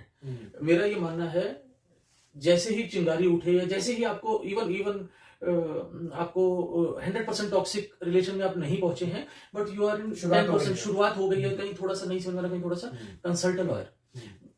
मेरे पास में ऐसे लोग आते हैं जो डिवोर्स लेने के लिए आते हैं और मैं उनके रिश्ते सुधार करके उनको वापस भेज देता हूँ। मेरे पास ऐसे भी बहुत से एग्जांपल्स हैं कि मेरे पास आए कि हमें डिवोर्स चाहिए, बीट अ म्यूचुअल डिवोर्स या वन साइडेड। अगर वन साइडेड कोई आया, लड़का आया या लड़की आए, तो मैंने उनकी बात को सुनने के बाद मैंने कहा कि आप अपने दूसरे पार्टनर को बुला लीजिए, let me give you the marriage counselling, let me tell you how a marriage should be perform. मैं एक एग्जांपल और अपने क्लाइंट्स को अक्सर बताता हूँ। हम लोग शादी में लाखों रुपए खर्च कर देते हैं, बैंड बाजा ये वो शानो शौकत में, बट कोई लड़के के साथ में बैठ के आधा घंटा उसको ये नहीं समझाता कि मैरिज निभानी कैसे है। शादी तो आप करा रहे हो लड़के की, लड़के के ऊपर प्राइमरी रिस्पॉन्सिबिलिटी रहेगी अपने पेरेंट्स को भी मैनेज करने की, अपनी वाइफ को भी, अपनी आने वाली जनरेशन को भी मैनेज करने की, लेकिन हस्बैंड को कभी सिखाया नहीं जाता कि how you should behave in the marriage, what you are suppose to do, what you are not suppose to do. ये बहुत बड़ा गैप है। मेरी एक पर्सनल ओपिनियन है कि आपके अड़ोस पड़ोस नात रिश्तेदारी में कहीं पे भी अगर पता चलता है कोई मैरिज हो रही है तो लड़के को बोलिए you are going for marriage, but spare at least half an hour, 1 hour of time and spend with a good family lawyer, not for divorce, not for anything else, just to understand the precautions you are supposed to take so that your marriage does not fall into that trap. And even if it does, आपको क्या even if it does, meet the lawyer at the earliest. तो ये पहली advice है। कई बार ऐसा हो जाता है कि सिचुएशन इतनी टॉक्सिक होगी कि लड़का घर छोड़ करके निकल गया, सब कुछ छोड़ दिया, या उसके ऊपर केसेस हो गए, 10 केस हो गए, 4 केस हो गए, उसके बाद वो आता है लॉयर के पास कि सर मेरे पास तो वो कोर्ट का भी नोटिस आ गया, वो थाने से भी कॉल आ रही है, वो ये भी हो रहा है। तो मैं कहता हूँ कब से चल रहा था? कहते कि मैं तो 2 साल से सह रहा था ये सारी चीजें। तो व्हाई यू आर टॉलरेटिंग? आपको अगर कहीं पे पेन हो रहा है, कोई पेन पॉइंट है आपके लिए, तो meet a lawyer, take expert advice, what you are supposed to do. आप जब रिलेशन में साथ में रह रहे हैं, at least that is the stage when you can create evidences, but when you have already left the house, what will I suggest? Like even if I'm suggesting you record this, you do this, you create these kind of evidences, you are not in a position to develop it. And otherwise, if you have these kind of evidences with you, it is not that the cases will go in vain. Husbands also win the case. मेरे पास ऐसे भी cases है जो contested divorce में ही लड़ करके मैंने husbands के फेवर में दिलाए हैं. Wife had to further go for a appeal or challenge the case, but I have won the cases from the husband side also. Because evidence है. Because evidence. आप आंख बंद नहीं कर सकते. Court will be forced to see at least, चाहे वो 3 साल के बाद देखे चाहे 2 साल के बाद देखे, है ना? मेरा एक और चीज कहना है, एक जज नहीं सुनेंगे, एक कोर्ट नहीं सुनेगी, दूसरी कोर्ट सुनेगी, दूसरी नहीं सुनेगी, तीसरी कोर्ट सुनेगी, कोई तो सुनेगा किसी एक लेवल पे. और कई बार ऐसा होता है कि जब हम फर्स्ट केस के डिसीजन के बाद अपील में जाते हैं, तो वहां पे हम वो सारे लेकुनास प्रेजेंट करते हैं जो केस के डिसीजन में हुए हैं. तो नेक्स्ट कोर्ट जिसके पास में अपील आती है, वो सिर्फ उन्हीं पिन पॉइंट्स को पढ़ती है कि कहां पे चैलेंज हुआ, और हम बताते हैं कि जी हमने तो ये डॉक्यूमेंट पेश किया था, it has not come in record, we had given this argument, this has not been taken up. तो court when goes through the previous case file, they find out yes, and that's how the case gets in our favour. Got it. And जो शादी नहीं, अभी जो सोच रहे हैं शादी करने की लड़के लोग, उनके लिए क्या एडवाइस है? बिकॉज आप एक दूसरे को जानते हो जब भी शादी कर रहे हो, और कई बार नहीं जान रहे तो उनके लिए how you can know somebody कि भाई ये सही है, ये गलत है. इमोशनली तो देखो सर सब सही लगता है, मैं सब अच्छा लगता है ना? But when it comes to शादी के बाद वाला फेज, वो बहुत ज्यादा प्रैक्टिकल हो जाता है. मैं यहाँ पे एक चीज कहूंगा, वो लड़के लोगों को कैसे, आप फ्रूट की दुकान पे जाते हो, सेब संतरा अमरूद व्हाटएवर यू बाय, अगर उसकी क्वालिटी चेक करनी है तो उसकी रूट्स पे जाइए, उसके ओरिजिनल ट्री पे जाइए, रूट्स पे जाइए. बहुत एक बेसिक सा एक एग्जांपल दे रहा हूँ. Don't blindly marry anybody, and if you have to marry, go and straight way ask इनके फादर क्या करते हैं, मदर क्या करती हैं, ब्रदर सिस्टर्स टोटल कितने हैं, उनमें से किस ब्रदर, कौन सा ब्रदर क्या करता है, कहाँ रहता है, कौन सी सिस्टर कहाँ रहती है, कहाँ नहीं रहती है. मेरे पास में एक केस ऐसा आया जिसमें हस्बैंड ने अप्रोच किया मेरे को. हस्बैंड ने कहा कि हम शादी में गए, वहां पे बातचीत हुई, तो हमें लगा कि इतना ज्यादा एक फैमिली मेंबर के बारे में कितना पूछेंगे. तो मदर फादर ने बताया, और हमने कि ये 2 बहन है, 2 भाई हैं, और ऐसे करके हैं, और हमने शादी कर दी. शादी के कुछ दिनों बाद पता चल रहा है एक सिस्टर ऑलरेडी डिवोर्स्ड है, फादर हाईली अल्कोहलिक है, एक brother on the verge of divorce है. तो मतलब there is something wrong in roots. Family में गलत चल रहा है, आपके डीएनए में कहीं कुछ गड़बड़ी चल रही है, वो आप कैसे ठीक निकलोगे? अगर आपकी अपनी पार्टनर उस फैमिली से आने के बाद भी ठीक निकल गई, तो it is blessing, lucky, but होने वाला नहीं है. बहुत रेयर होगा. क्या है, ब्लैक शीप्स नहीं, बहुत कम होते हैं ब्लैक शीप्स. सेकंड क्या है कि वो जो वाइफ आएगी आपकी फैमिली में, वो अपनी फैमिली से भी तो कनेक्ट रखेगी. उसकी फैमिली में कनेक्ट किससे हो रहा है, जाएगा ना इधर, उस तो जाएगा. उसकी मदर, उसकी सिस्टर जो डाइवोर्स होकर के आई, वो पूरा खेल देख करके आई है. शी विल टीच की कैसे क्या करना है. Brother on the verge of divorce है, वो आएगा नहीं बीच में. Family will spoil your mind. क्योंकि उनके लिए वो नॉर्मल है। I have recently written an article on my website. You can go through my website aktiwari.com. On that, in the blog section, I have recently written an article, Role of Parental Instigation in Marital Disputes. बहुत जरूरी है, क्योंकि एक बच्चा जो होता है वो अपने घर में बड़ा होता है। फॉर एग्जाम्पल, अगर मैं जैसे I am very big dog lover और animal lover, you can say, मैंने जब पपीज घर में पाली हैं अपने बच्चों की तरह डॉग्स को, जब वो बड़े हुए तो पता है उनका बिहेवियर मेरे बिहेवियर से रिफ्लेक्ट कर रहा है। मेरे घर पे अगर डॉग कोई आता है तो सब अरे कितने फ्रेंडली हैं, कितना प्यार करते हैं, कोई काटता और भौंकता नहीं है। वो मेरे बच्चे ही हैं जो छोटे से बड़े हुए हैं, 2 साल 3 साल 1 साल 4 साल। वो ये अगर मैं अपने घर में रोज कलेश देख रहा हूँ और नॉर्मलाइज्ड हो गया मेरे लिए कलेश, रोज मैं पैसों की को लेके ग्रीडीनेस देख रहा हूँ और ग्रीडीनेस मेरे लिए नॉर्मलाइज्ड हो गई है, तो फिर जब मेरे को वो नॉर्मल लाइफ है मेरी, फिर जब मैं किसी और के घर में जाऊंगा, यहाँ पे शांत वातावरण होगा, अच्छे लोग होंगे, तो मुझे लगेगा अरे यार ये सब मेरे डीएनए में तो भसड़ घुसा हुआ है ना, लड़ाई कलेश, नो गुड स्लीप। फिर मैं जब किसी ऐसे घर में जाऊंगा जहाँ पे सब नॉर्मल है, तो मुझे वो नॉर्मल नहीं लगेगा, क्योंकि मेरी तो अपब्रिंगिंग ही वैसी हुई है। मुझे तो सुबह उठते साथ ही कलेश चाहिए, मुझे तो हर छोटी चीज पे लड़ाई चाहिए, मुझे हर 2-2 रुपए का हिसाब चाहिए भाई। आपने जो 2-2 रुपए का हिसाब बोला, इसमें मैं ऐड करता हूँ, ऐसी बहुत सी फैमिलीज हैं जो खुले दिल से नहीं, बहुत छोटी छोटी चीजों पे बाप बेटे के बीच में झगड़ा हो रहा है, बीवी हस्बैंड के बीच में झगड़ा हो रहा है, कोई लॉजिक पेरेंट्स के बीच में, मदर फादर के बीच में झगड़ा हो रहा है, छोटी छोटी चीजों को लेकर, जिसको you can actually ignore, it is wasting your time. लेकिन जब आप रोज वो चीजें देखते हैं तो कहीं ना कहीं आप वो कंजर्वेटिव माइंड के हो जाते हो, जहां पे आपको लगता है कि नहीं यही सब कुछ है, ये पैसा ही सब कुछ है लाइफ में, और उसके चलते आपकी माइंडसेट हो जाती है रिश्ता नहीं देखना हमें, हमें तो पैसा चाहिए। एक मिनट का और एग्जांपल लेता हूँ। एक और रूट कॉज मैंने फाइंड किया है इस तरह के प्रॉब्लम्स के पीछे। एक लड़का जो अच्छी खासी पढ़ाई करके, इंजीनियरिंग करके या कोई एक अच्छी क्वालिफिकेशन लेकर के जॉब करने निकलता है, हो सकता है 2 साल 3 साल 4 साल मेहनत करके वो 1.5 लाख 2 लाख रुपए, आज की तारीख में 1.5-2 लाख रुपए महीने की सैलरी पे पहुंचेगा। एक लड़की जो इस लेवल पे पहुंचना है, तो ऑब्वियसली जेंडर इक्वालिटी की अगर बात करें तो एक लड़की को भी 3-4 साल मेहनत करनी होगी, काम करना होगा, रिजल्ट देना होगा, परफॉर्मेंस कंपनी में शो करनी होगी, तब जाकर के वो भी ऑलमोस्ट इक्विवेलेंट सैलरी पे आएगी। एक शॉर्टकट तरीका है दोस्त, लड़के ने तो 4 साल 5 साल मेहनत की और 2 लाख रुपए महीने की सैलरी पे पहुंचा। एक लड़की जो कॉलेज से जस्ट पास आउट है, किसी लड़के के साथ में शादी की, शादी करते ही 1 हफ्ता 10 दिन 15 दिन रही, और उसके बाद में ये केसेस में ट्रैप कर लेंगे वो। जैसे BNS 69 भी आपका है, BNS 69, तो अगर वो ट्रैप कर लेती है, 6 महीने 8 महीने में सेटलमेंट हो जाएगा। मैं कहता हूँ चलो 1 साल में सेटलमेंट हो गया, 1 साल में सेटलमेंट होगा, रही वो 2 महीना 6 हफ्ते 15 दिन कुछ भी ऐसा रही है, लेकिन उसके बाद में जो उसकी डिमांड होगी 20 लाख 25 लाख में केस सेटल होगा। एक लड़के को जिसकी 2 लाख रुपए सैलरी है, वो कहीं अगर 2 लाख में पहले तो 5 साल की मेहनत के बाद में जाकर के वो खड़ा हुआ और 24-25 लाख रुपए पर एनम के पैकेज पे पहुंचा, अगर अच्छा पहुंच गया तो ये मतलब अच्छी ग्रोथ है।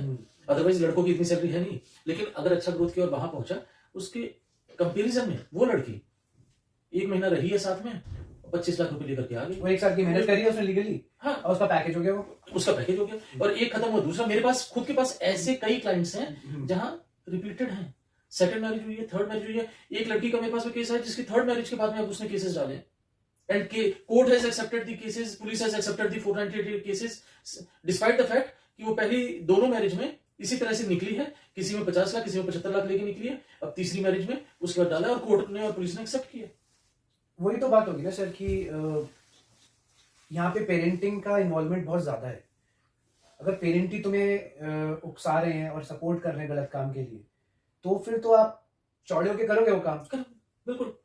अब जब घर वाले भी बहुत डबल गेम खेलते हैं लड़कियों के, वो कई बार ऐसे कहते हैं हम तो चाहते नहीं अलग हो, नहीं हम तो चाहते हैं कि भाई वो सब सेटल हो जाए, हम तो अपनी लड़की घर बर्बाद क्यों करेंगे, but back of the mind वो गेम ही खेल रहे होते हैं। देखिए दोस्त, जैसा मैंने कहा कि लड़की जो लड़की है वो कभी भी डिवोर्स नहीं फाइल करती। लड़की डिवोर्स नहीं फाइल करेगी, उसके अलावा बाकी सारे करेंगी। इसी तरह से एक और मैं इसके साथ में कोरिलेट करता हूँ, किसी भी कोर्ट प्रोसीजर में लड़की ये कभी नहीं कहेगी कि मेरे को साथ नहीं रहना, वो हमेशा ये बोलेगी मेरे को साथ रहना, ये मेरे को लेके नहीं जा रहे, मेरे को साथ रहना, ये लेके नहीं जा रहे। लेकिन जिस दिन आप वहां पे काउंटर मार दो कि चलो मैं साथ लेके चलने को तैयार हूँ, वो कहेगी तुमने इतनी क्रुएल्टी की कि मैं तुम्हारे साथ नहीं जाऊंगी। चित्र भी उन्हीं का, पट भी उनका, लेकिन वो फंस जाएगी, वो फंस जाएगी। बट वो ये एलिगेशन डालेगी कि मेरे साथ तो क्रुएल्टी इतनी हुई थी, तो जब क्रुएल्टी इतनी हो गई तो लड़के में क्या मिठाइयाँ, मतलब लड़के में ऐसा क्या है, इतना मीठा लड़का तो है नहीं कि फिर भी उसके साथ रहना चाहिए, तो अलग हो जाओ, तो डिवोर्स डालो, सेटलमेंट पे आ जाओ, फिर हाँ सेटलमेंट पे डालो, कुछ भी मतलब एक कंक्लूजन निकलेगा। करेक्ट, तो वो कंक्लूजन की तरफ जाएगा। लेकिन लड़कियां वहां पे यही बोलती हैं कि मेरे को तो साथ रहना है, मेरे को तो इन लॉज के साथ में रहना है, मेरे को हस्बैंड के साथ में रहना है, लेकिन ये लोग मेरे को अपने घर में नहीं रखना चाहते, वो ये एलिगेशन डालती हैं। एलिगेशन नहीं डालेंगे तो क्राइम, क्रिमिनल केस लड़कों के ऊपर बनेगा नहीं। एलिगेशन नहीं होगा तो क्रिमिनल केस नहीं होगा, तो क्रिमिनल केस नहीं होगा तो लड़कों के ऊपर और उनकी फैमिली के ऊपर डर नहीं होगा, डर नहीं होगा तो पैसे नहीं। तो आपको हम अपनी कन्वर्सेशन को ना एक कंक्लूजन पे खत्म करेंगे आज कि इतना बड़ा इंसिडेंट जो कि रोज ही हो रहा है, बट हाईलाइट अतुल सुभाष का, बिकॉज उसको जान देनी पड़ी। बहुतों के साथ होता है, कोई सेटल कर लेता है, कोई नहीं कर पाता, कोई लड़ रहा होता है, कोई सुसाइड कर लेता है। आपको क्या लगता है इस लॉज चेंज होंगे? बिकॉज आप उसी सिस्टम में रहते हो और आप वहीं पे रोज खाते हो, चलते हो, सोचते हो, काम करते हो, आप उसी सिस्टम का एक हिस्सा हो, राइट? आप एक्सपीरियंस भी बहुत हो। आपको क्या लगता है? हम सबको पता है लॉज इंडिया में चेंज होने में बहुत टाइम लगता है, लेकिन फिर भी आपको लगता है क्या इस केस के बाद लड़कों के को दूसरे नजरिए से देखा जाएगा, उनकी भी सुनी जाएगी, या फिर लॉ में भी चेंजेस होंगे? What do you think? मुझे ऐसा लगता है laws will not change, okay, laws are going to be the same. शायद ये एक अतुल सुभाष जैसे केस जब रूटीन में होंगे, फ्रीक्वेंसी में होंगे, तब जाकर के शायद जुडिशरी और लेजिस्लेशन इस पे ध्यान दे। सुप्रीम कोर्ट बार बार अथॉरिटीज को कहती है, पुलिस अथॉरिटीज को कहती है, कोर्ट्स को कहती है कि you follow these guidelines, you follow you should use your judicious mind to decide who is right, who is wrong. But the judiciary, the rest of the judiciary, supreme court ने order pass कर दिया, लेकिन follow तो ground level पे होना है, district courts के अंदर मैक्सिमम होना है, डिस्ट्रिक्ट कोर्ट से थोड़ा सा हुआ तो हाई कोर्ट जाएगा, लेकिन मैक्सिमम कैच तो डिस्ट्रिक्ट लेवल पे। डिस्ट्रिक्ट लेवल कोर्ट्स में जो जजेस की फंक्शनिंग है, उनका काम करने का तरीका, that is more of a mechanical rather than using their own judicial mind. हम उनको जैसे कोर्ट में खड़े होकर के बता भी देते हैं कि सुप्रीम कोर्ट का ये लॉ है, इस लॉ में you are not suppose to act without this, तो you will be shocked and surprise to know जजेस से मेरा नाम तो नहीं लिखा हुआ, is this order I am suppose to follow this order, I will not follow this order. They even overrule the judgments of Supreme Court and High Court. And if you argue with them, they say, go to High Court, bring an order in my name. Let the High Court put a stay on me, then I will think about it. कितने लोग जा पाएंगे? Corruption ऐसे घुसा पड़ा है ना, मतलब मुझे ऐसा फील होता है, ऐसा घुसा पड़ा है ना, मतलब इंडियंस ही बोलूंगा मैं तो, क्योंकि हम ही रिक्शा भी चला रहे हैं और हम भी कोर्ट चला रहे हैं, मैं गवर्नमेंट भी चला रहे हैं। बिल्कुल, मैं दो तीन बहुत सिंपल से केस सिनेरियो बताता हूँ। सुप्रीम कोर्ट ने एक गाइडलाइन तय की है Neha versus Rajneesh case law में कि कोई भी मेंटेनेंस का केस अगर डिसाइड होना है, be it interim maintenance, be it final maintenance, be it maintenance through domestic violence, whatever the maintenance is there, होना है तो नेहा रजनीश केस लॉ की कंप्लायंस होनी जरूरी है। नेहा रजनीश केस लॉ में हस्बैंड एंड वाइफ दोनों को अपना इनकम, एसेट एंड लायबिलिटीज का एफिडेविट देना होता है, along with 3 years ITR, 3 years bank statement of all the bank accounts. लेकिन आज भी ऐसे ऑर्डर्स धड़ल्ले से डिस्ट्रिक्ट कोर्ट के अंदर पास होते हैं जहां पे नेहा रजनीश की कंप्लायंस का ABCD भी नहीं लिखा होता और ऑर्डर पास हो जाते हैं। पार्टीज डॉक्यूमेंट भी नहीं सबमिट किया, जो मेंटेनेंस मांग रहा है, for example wife is asking for maintenance, wife has not submitted even one document in compliance to Neha Rajneesh and the court has ordered 1 lakh rupees maintenance on the husband. You have a problem, go to high court. This is the behaviour in the court. Number 2, एक और case law भी बताता हूं। I have a client, his father is a dementia patient, dementia की last stage पे है, he is fully bedridden, he can't speak, he has forgot how to speak, he doesn't recognize his children's नाम याद नहीं है उनको, कुछ याद नहीं है। सेकंड, उनकी जो वाइफ है, she has a problem जिसकी वजह से उनकी विंड पाइप नहीं है। Okay. Wind pipe is not there and it is just a hole here through which she inhales. Okay. In husband wife के 2 बेटे हैं, छोटा बेटा भी छोटा है, उसको छोड़ देते हैं, और एक इकलौता लड़का है हुआ जो जिसके ऊपर पूरी फैमिली डिपेंडेंट है। पेरेंट्स की मेडिकल, पेरेंट्स की केयर, घर की EMI, छोटे भाई का ख्याल, घर चलाना, सारी चीजें वाइफ 3 महीने शादी के बाद रही है। 3 महीने बाद में घर का सारा गहना जेवर ज्वेलरी पैसा सब लेकर के गायब हो गई। और जा करके वाइफ के घर वालों ने सीधे डिमांड करी कि इसके ऊपर अब हमको एक्स अमाउंट और पे कर दो तो हम डिवोर्स देंगे। लड़के ने कंटेस्ट करना शुरू किया। लड़की ने लड़के के ऊपर और प्लस उसके ये 2 old aged medically unfit parents के ऊपर डाउरी, 498, फिजिकल अब्यूज, इस तरह के, जो आदमी खुद खड़ा नहीं हो सकता उसको उसके ऊपर एलिगेशन डाल दिए कि उसने फिजिकल अब्यूज किया है। इस तरह के आरोप लगा दिए। कोर्ट में हम गए। कोर्ट में जब पेश हुए तो on the first day itself the जज says why the accused are not there, why only the husband, where is father and mother. I told them that the father is so critical, the mother is so critical, नहीं आ सकते वो। they cannot come, but the judge was adamant for their presence. Finally, I had to bring the father on a wheelchair to the courtroom. वहां पे जब लेकर के the judge said, oh, okay, it is so.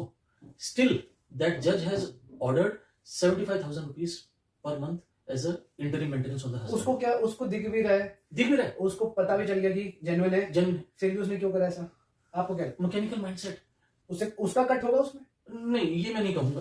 मतलब we cannot say that. No, क्योंकि अतुल सुभाष के case में तो ये एक्सपोज हो गया कि उसने 5 लाख रुपए उससे मांगे रिश्वत, है ना? I cannot comment on anything on judiciary because I have, मेरा एक डिफरेंट थॉट प्रोसेस है। नंबर 1, आज तक मैंने नहीं देखा कि किसी जज ने मेरे सामने पैसा मांगा हो। कौन किससे कहाँ मांग रहा है मुझे नहीं पता, लेकिन मेरे सामने कभी कोई ऐसा केस आया नहीं है। Neither the judge, neither the staff of the judge or anybody, nobody has asked bribe in front of me. Number 1. So whatever I have heard from the news. Number 2, भी इसके थ्रू पता चला है हमें अतुल सुभाष की केस भाई मांगी गई है, मांगी गई। वो भी चलिए। Number 2, whenever people approach me sometime and they say कि किसी तरह से जज से सेटलमेंट हो सकता है क्या, कुछ ले दे के सेटलमेंट हो जाता है, मैं हमेशा इस चीज के खिलाफ होता हूँ। मेरा ये मानना है I will fight the case on law point. मैं लीगल पॉइंट्स जो है उनके ऊपर केस फाइट करूंगा। जज तो आज को है, कल कुछ चेंज हो जाएंगे, सही बात है, परसों कोई और आ जाएगा। या अगर मुझे लीगल पॉइंट पे मैं नहीं फाइट कर रहा तो मैं किसी लेवल पे जाके मैं हार जाऊंगा केस को। मुझे पैसा देके केस जीतना समझ में नहीं आता, मैं तो लीगल पॉइंट लड़ूंगा, लॉ में जो लिखा है। अच्छा, अगर उसके बाद जज साहब उस लॉ के इंटरप्रिटेशन को नहीं मानते, उस केस लॉ को नहीं फॉलो करते, वो नहीं उसको एडहेयर कर रहे, तो I have the next choice, I will go to next level, simple. One last message to those lawyers जिनको पता है कि मेरा client, let's say female client, गलत है, मैं उसका केस लड़ रहा हूँ बिकॉज उनको पैसा कमाना है, ऑब्वियसली सबको पैसा कमाना है, तो उनके लिए क्या एडवाइस है? क्योंकि 2 तरह के लोग होते हैं ना, अच्छे और बुरे।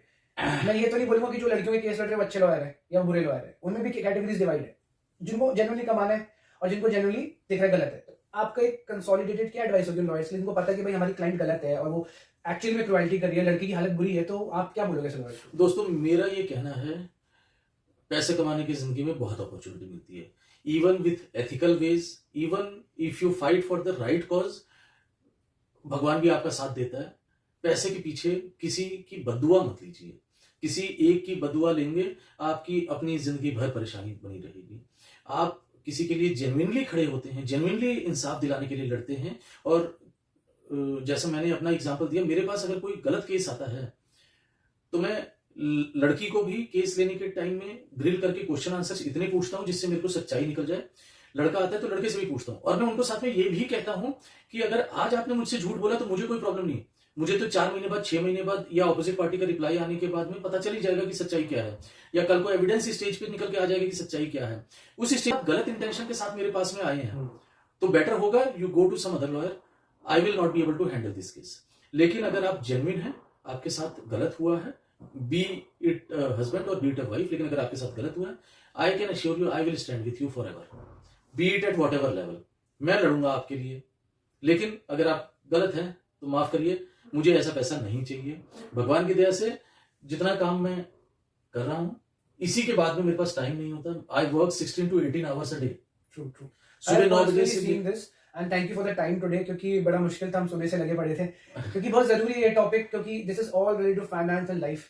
हमें ना स्कूल सिखाता ना कॉलेज सिखाता, इस स्टेज पे आके हमें सीखना पड़ रहा है, जहाँ पे सब चीजें हम अनडन कई बार नहीं कर सकते, और अनडन करनी भी मुश्किल होती है। Before closure, I want to add on a few pointers. Number 1, don't wait for the last day Hmm.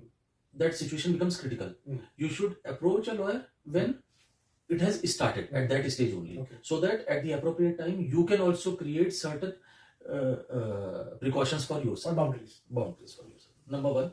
Number two, it is not that whenever there is a disagreement it has to go for a dissolution of marriage. Hmm. It can still be managed. Hmm. अगर possible हो तो किसी marriage counsellor से मिलिए, marriage counsellor से मिलकर के आप प्रॉब्लम्स को रिजॉल्व करने की कोशिश कर सकते हैं. इवन फैमिली लॉयर्स, स्पेशली जो मैट्रिमोनियल लॉयर्स होते हैं जैसे हम हैं, तो हमारे जैसे किसी मैट्रिमोनियल लॉयर से आप मिल लीजिए, किसी से भी, तो उनको कोर्ट के अंदर का भी पता है, बाहर का भी पता है, तो वो हो सकता है आपको काउंसलिंग में हेल्प कर दें कि आप कैसे इस प्रॉब्लम को रिजॉल्व कर सकते हैं. नंबर 3, कुछ ऐसे टिप्स हैं, टिप्स एंड ट्रिक्स हैं जो मैं किसी ओपन प्लेटफॉर्म पे नहीं बता सकता, लेकिन if somebody is facing these kind of problems can meet me personally and I can suggest ways to handle these kind of issues. Because you know the loopholes. You know, right? Be it a husband or be it a wife. तो कैसे handle करना है, और वो situation to situation, case to case facts पे change होगा, but I know certain ways through which it can be managed. Next, don't sign any paper, any document blindly on faith. कि भाई फला ने दिया, let me sign, फला ने दिया, let me sign, until you have gone through it. Next point, आपके अंदर, आपके दिल में हमेशा एक कहीं एक मेरा मानना है कि एक थॉट होता है जिसको हम कहते हैं गट फील. एक गट फील होती है आपके पास में कि what you are doing is right or wrong. You should listen to that. Your instinct, your gut, your first thought that came in your mind, whether what is happening is right or wrong, listen to it. The first voice जिसे हम maximum ignore करते हैं. Ignore करते हैं. You should listen to it. अगर आपको लगता है कि आपके साथ गलत हो रहा है, आवाज उठाइए.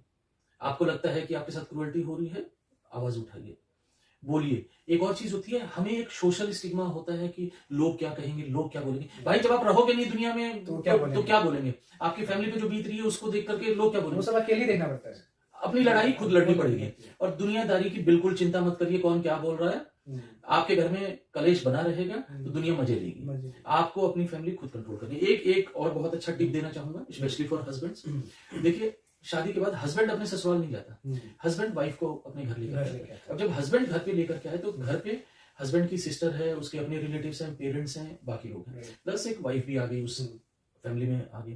तो it is the duty of the husband to manage the entire show of the life. एक स्कूल की बुक्स में कहा जाता था survival of the fittest.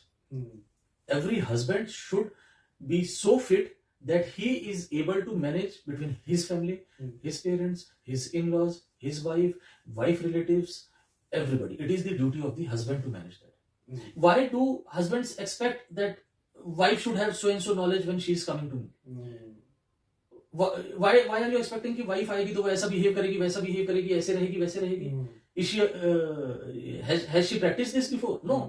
This is also her first marriage. She has also come into this relationship first time. She is also handling the responsibilities for the first time.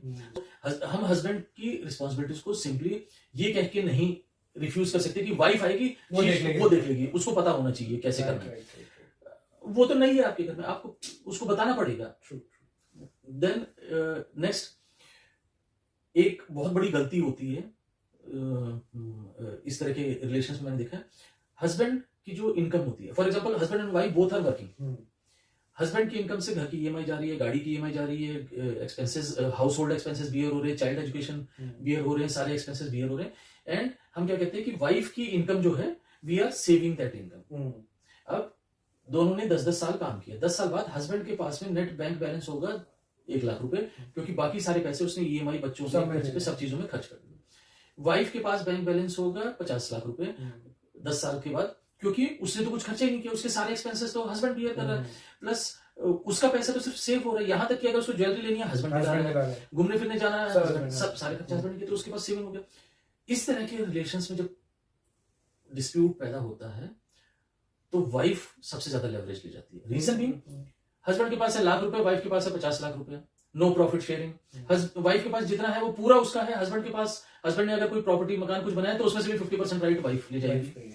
तो wife is always at the upper hand, maximum advantage. तो ऐसे में मेरा suggestion ये है, और specially ऐसे में जहां आजकल की जनरेशन में ये कहा जाता है कि हमें लड़की भाई जॉब जॉब वाली चाहिए या एटलीस्ट इनकम सोर्स होना चाहिए हम्म। वाइफ के पास। ऐसे में अगर आप कोई शादी कर रहे हैं या ऑलरेडी शादी हो चुकी है और ऐसे रिलेशन में है, तो start asking the wife also to Split the bills. split the bills. Obviously. Let her also spend हाँ on household and so that at the end अगर वाइफ का भी कुछ खर्चा हुआ, उसके अकाउंट में 50 की जगह 20 पड़े और आपके अकाउंट में 1 की जगह 20 पड़ा है, तो कहीं ना कहीं सेटलमेंट सेम स्टेज पे हो। वो लड़ेगी तो हम भी लड़ेंगे। ऐसा नहीं होगा कि हम सब कुछ लूट पीट करके खाली हाथ बैठे हुए। कल को जब एक्सपेंसेस कहीं बियर करने की बात होती है तो हस्बैंड कहते हैं कि मेरे पास तो है ही। फिर वाइफ कहती है कि केस को सेटल करने के लिए अगर आपके पास पैसे नहीं है तो चलो ये प्रॉपर्टी मेरे को दे दो। तो हस्बैंड 20 साल कमाया, मकान घर पैसा सब कुछ दे दिया और खाली है। अतुल सुभाष ने क्या कहा? अतुल सुभाष ने यही कहा कि मुझे इस चीज इस चीज का एहसास हो रहा है कि आज मैं जो पैसा कमा रहा हूँ मेरे अगेंस्ट यूज हो रहा है। Actually it is the same thing. तो वाइफ को आना है तो वो भी इंटर मेंटेनेंस में ऐड हो गया, तू ही दे रहा है भाई। वाइफ को अगर यहाँ से वहां आना है कोर्ट में तो उसका पैसा भी तू ही दे रहा है। बिल्कुल, तो कोर्ट ये कहती है। अब एलिमनी भी दोगे तो वो सामने वाले लॉयर की फीस भी उसमें से जा रही है। हाँ, वाइफ का कुछ नहीं किया, वाइफ को सिर्फ मिला ही मिला है। तो ऐसे केसेस को बहुत टैक्टफुली हैंडल किया जाता है। कोई अगर एक्सपीरियंस्ड लॉयर है तो वो जानते हैं कि इन केसेस को कहाँ पे अप्स एंड डाउन्स लाने हैं, कैसे इसको एक एमिकेबल सोल्यूशन पे लेके आना है, या अगर एमिकेबल पे नहीं लाना, प्रेशर में ही करना है, किस स्टेज पे प्रेशर क्रिएट कर दिया जाए कि वाइफ केस से निकल के भागने की कोशिश करेगी। वाइफ कहेगी मैं तो फंस गई केस में। अभी हमने कैलकाटा में एक केस किया, उसमें लिटरली जब वाइफ का एविडेंस हुआ, वाइफ के एविडेंस के बाद में उनके वकील ने इमीडिएटली कोर्ट रूम के बाहर आते हैं हमको अप्रोच किया। हम हस्बैंड की साइड से थे, हमें अप्रोच किया कि sir can we close this. मैंने कहा अभी तो एविडेंस चल रहा है दोस्त, अभी तो चलते हैं, एविडेंस पूरा होने देते हैं। कहते नहीं, आई नो। वजह ये थी वाइफ क्रॉस क्वेश्चनिंग में हर वो चीज बोल गई जो उसके अगेंस्ट बैठेगी। क्रॉस तो एक एक्सपीरियंस का बहुत फर्क पड़ता है कि आप केसेस को कैसे हैंडल करते हैं। ठीक है sir, thank you so much. आज मतलब बहुत इतना थॉरो डिस्कशन बहुत कम होता है जहाँ पे एक्चुअल लीगल एडवाइस बहुत जेन्युइन तरीके से दी जाती है, and that was very important for us. And मैं तो ये बोलूंगा जिनको भी इश्यूज है, जिनको भी कंसल्टेशन करनी है, आप सर का मैंने नंबर दिया है नीचे, you can directly call him and ask for the consultation. My experience has always been there कि भाई मेरे को तो बेस्ट कंसल्टेशन मिली है, तो दैट्स व्हाई यू नो तभी मैं आप लोग के सामने इनको लेके आया हूँ, so that every matter should be highlighted, from money to relationship to parenting to divorce to शादी, everything should be there. And thank you so much sir, बहुत मजा आया आपसे बात करके और बहुत अच्छा लगा, बहुत नॉलेज मिली। and I hope we'll do a second round of I'll wait for that second round of the, क्योंकि वीडियो बहुत लंबी हो जाएगी, but I want to talk more on this matter, क्योंकि I think मुझे लगता है बहुत से पॉइंट और भी हैं we should discuss, but आज के लिए इतना काफी है। and thank you so much for coming to Pleasure. Talk Seriously. Thank you sir. Thank you.